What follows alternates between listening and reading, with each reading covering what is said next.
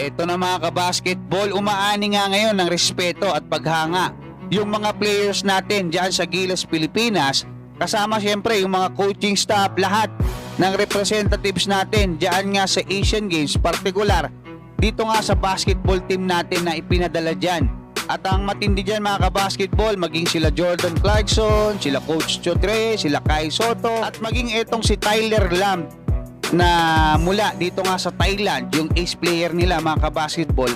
Respeto at paghanga yung naiwan sa kanya kapag nakakalaban niya itong ating Gilas Pilipinas. Pag-usapan na rin natin itong naging bagong statement ni Coach Tim Cone patungkol nga doon sa naging laban nila kontra nga dyan sa China, at ano ba yung naging mandato niya o utos dito nga kay Justin Brownlee at maging dito kay Kevin Alas na talagang lumakas yung loob dahil doon sa sinabi niya. Pag-usapan natin yan mga kabasketball, pero hihingi lang ako ng isang like bilang pagsuporta.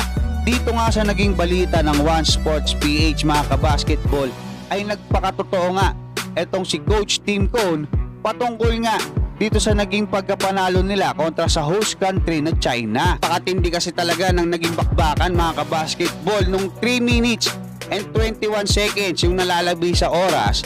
Talagang tila na bad trip etong si Coach Tim Cone dahil nga doon sa crucial 5 second na inbound violation na itinawag doon nga kay Chris New sa mga kabasketball. Napakatindi nun kasi nga parang alam mo yun, humahabol ka na dahil nga malaki yung lamang ng China, tapos nagkaroon pa ng ganong klaseng error, yung mga error na talagang mapapailing ka talaga, pero hindi nga dyan nawalan ng composure etong si Coach Tim Cone dahil alam naman natin na napakalawak na ng kanyang experience dyan sa Alaska, di ba? O saka dito nga sa Ginebra. Tuloy-tuloy yan mga kabasketball na napakarami niyang naipapanalong laro.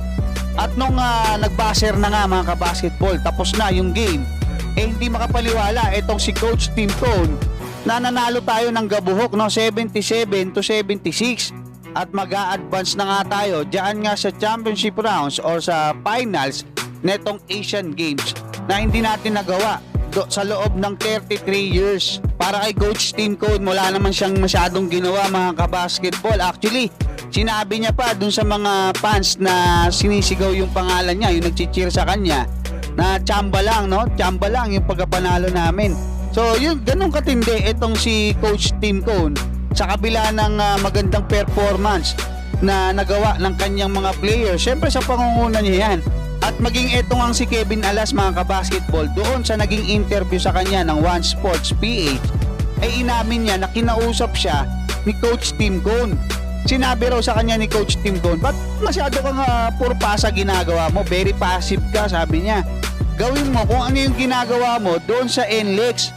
So yun daw talaga yung nagpalakas ng loob netong si Kevin Alas. Kaya sabi niya, pag nagkaroon ako ng pagkakataon, titira ako. At yun nga, nakapunto siya, no? Naishoot niya yung 3 points, naishoot niya yung isang super layup, kaya meron siyang 5 points, meron siyang isang rebounds. Actually may assist siya kasi walang nakalagay dito.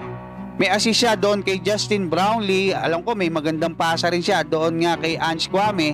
Pero yun nga mga kabasketball, magic bunot sa game na ito etong si Kevin Alas. Yung mga hindi mo masyadong inaasahan napuputok, yun nga ang nangyari. Siya pa yung isa sa mga nagpanalo.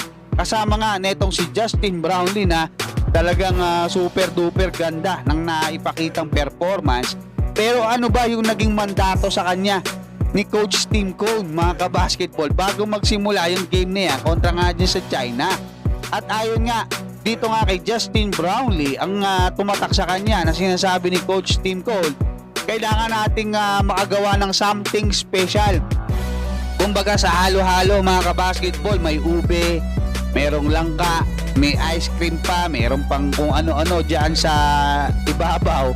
Ganun ka-special kasi hindi pwedeng bastang magandang performance lang dahil unang-una, home court ng China, nandiyan yung mga fans nila, sila yung defending champion.